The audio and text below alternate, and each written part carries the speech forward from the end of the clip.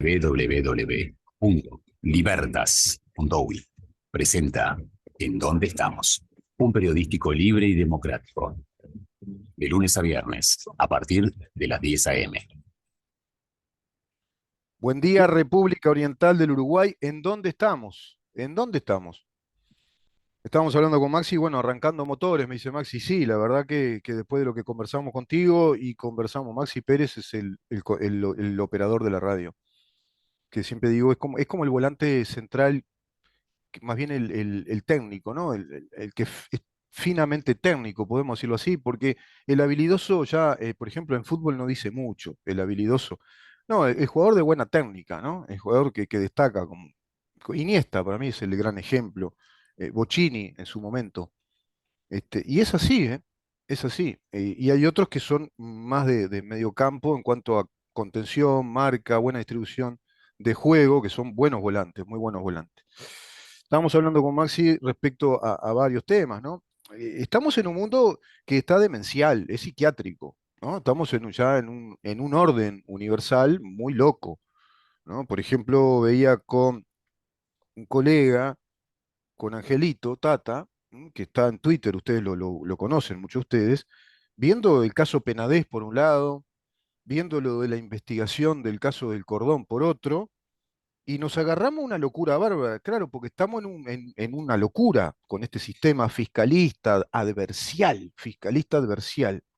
Yo antes quiero decir lo siguiente, como estamos en un mundo en el cual están primando todas las ideas de lo que se puede considerar es el neomarxismo, hay una embestida revolucionaria de la cultura política, del pensamiento judicial, jurídico, del derecho, de la economía, todo eso es la revolución cultural que planteó aquel señor llamado Antonio Gramsci.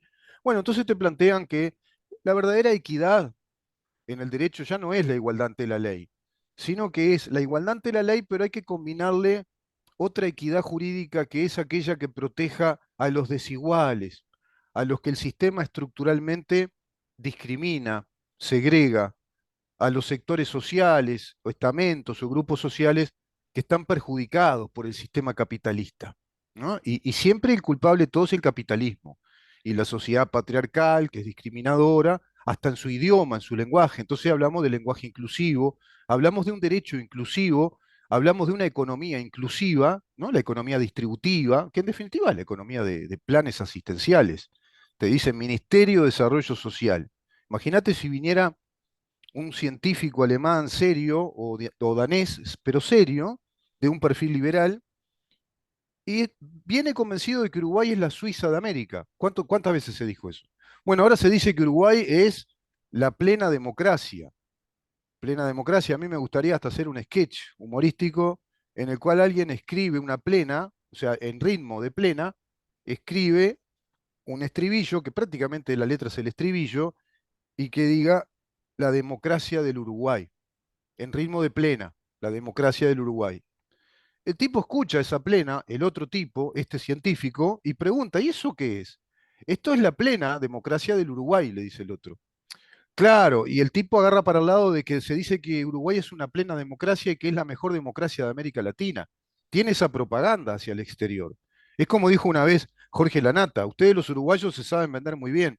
Y cuando dijo ustedes los uruguayos se refería a ustedes, sistema político uruguayo, se saben vender muy bien. Y muchos se comen esa pastilla, de que Uruguay es una democracia plena, impecable, donde todo funciona bárbaro, que hay estabilidad jurídica.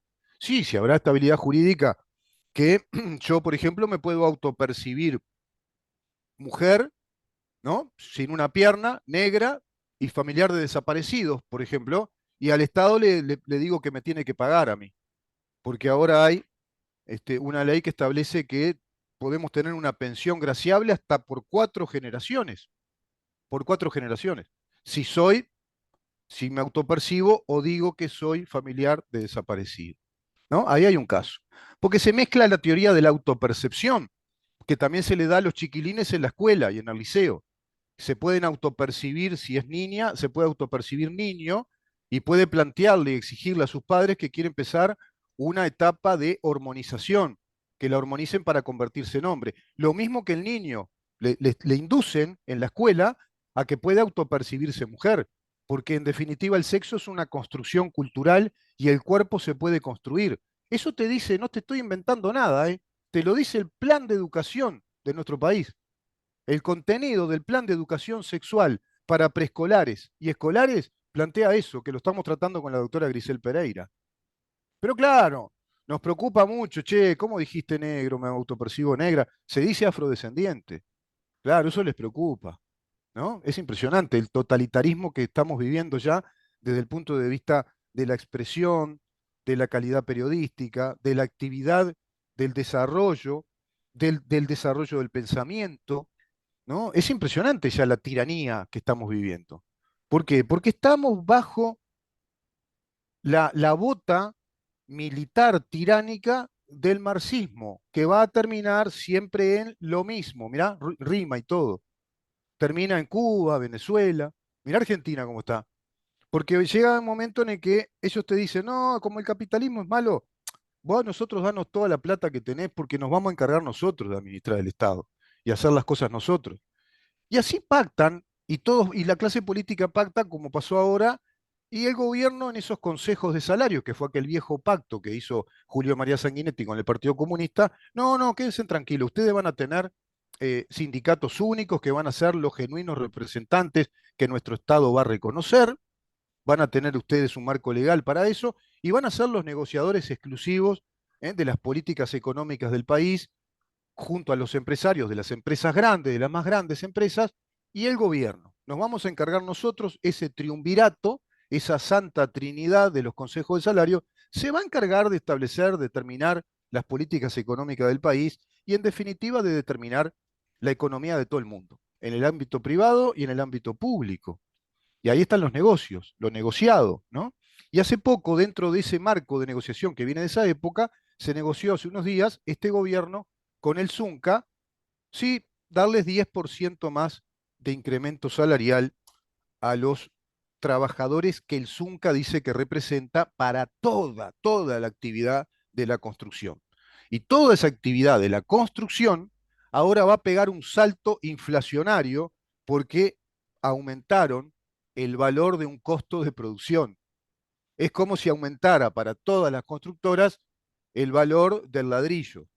Es como si aumentara el valor de un insumo que necesariamente deben importar para desarrollar la actividad de la construcción. Por lo tanto, toda la construcción ahora va a subir en sus costos y eso se va a trasladar al mercado, al consumo final, sea la casa que vos querés comprar, sea el préstamo hipotecario que vos vas a solicitar para tu casa, sea el apartamento que querés comprar o alquilar, el edificio que se va a hacer y hasta las rutas, las carreteras, los puentes que este mismo gobierno está haciendo y que nos dijo que invirtió unos 950 millones de dólares en ese tema. Bueno, todo eso va a tener un salto inflacionario. ¿Por qué? Porque tenemos negociados los consejos de salario que a su vez llevan a múltiples negociaciones. Y ese tema no se toca, de eso no se toca, no se habla, no se dice, como el tema que cantaba Serrat. Eso no, niño, quédate ahí, calladito la boca. Pueblo uruguayo, eso. No, periodistas que hablen de esto, pa, que queden ahí. Sí, son los independientes, los loquitos paranoicos. Es brava la mano. Es bravo porque la democracia ya es poquita democracia que tenemos. Vamos a ir a una pausa, Maxi, a ver si y recibimos al diputado, al doctor Felipe Schipani. Tengo muchas cosas para seguir hablando. La investigación que se había formalizado por el delito de abuso sexual y además del archivo, la jueza le había negado a la defensa estos caso del cordón, ¿se acuerdan? El fiscal Iglesias, que había determinado una prisión domiciliaria, por lo menos, para estos chiquilines, estos gurises, porque estaban en una prisión preventiva como medida cautelar en plena formalización de investigación fiscal. Yo no entiendo, la verdad que no sé cómo es esto, porque las medidas cautelares, que son sentencias interlocutorias, así como después hay una sentencia definitiva, se efectuaban dentro de un proceso judicial. Es decir, se efectuaban dentro del Poder Judicial cuando se abría un juicio penal y el juez tenía que hacer esas cosas. Es el juez que está llevando adelante, desde aquella etapa de sumario con un juez sumarial que tomaba declaraciones, ¿se acuerdan? Artículo 15, 16, en 24 horas, a lo sumo 48 horas, con abogado presente de la parte denunciada, o acusada, el juez investigaba y desarrollaba también una investigación para obtener prueba, elementos suficientes de convicción para determinar un auto de procesamiento. Y ese auto de procesamiento era una sentencia interlocutoria que abría un juicio. Y a su vez el fiscal, por otro lado, investigaba y acusaba si se veía convencido de que había elemento probatorio de la comisión de ese delito. Entonces, la acusación fiscal por un lado, el juez se decidía a un auto de procesamiento y a partir de ahí se abría un juicio penal. En ese juicio, recién ahí, cuando se abre el juicio penal, se puede determinar a través de la decisión de un magistrado, de un juez, una interlocutoria como una medida cautelar. Es decir, porque el tipo de pronto o la tipa es peligroso, se puede escapar, se puede ir, puede alterar prueba. Entonces se establece una medida cautelar, es decir, una medida preventiva, de prisión preventiva para cuidar el juicio, la naturaleza del juicio. ¿Se entiende la lógica de todo esto? Bueno, eso es órbita poder judicial, eso es separación de poderes y ese es el debido proceso que nos dicta, que nos mandata la Constitución de la República. Todo esto ya no funciona más. Lo arrancaron de raíz unánimemente todo el sistema político, toda esta clase política, cuando nos legislaron este Código del Proceso Penal en el año, si no me equivoco, 2017.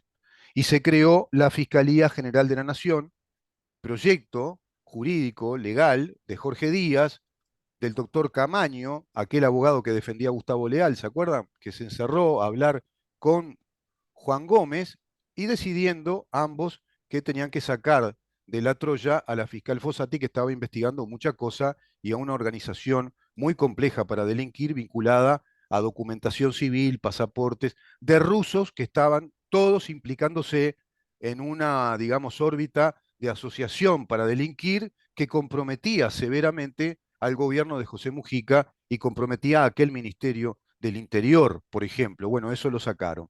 Todo eso obedece a pactos, a acuerdos políticos que nos traen aparejados estos mamarrachos, como este Código del Proceso Penal y esa Fiscalía General de la Nación, a la medida del Partido Comunista de Uruguay. Ese es el país que tenemos.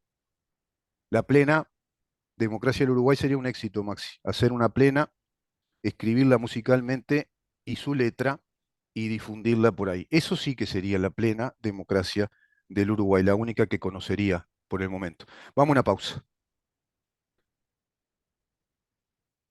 ¿En dónde estamos? Es una producción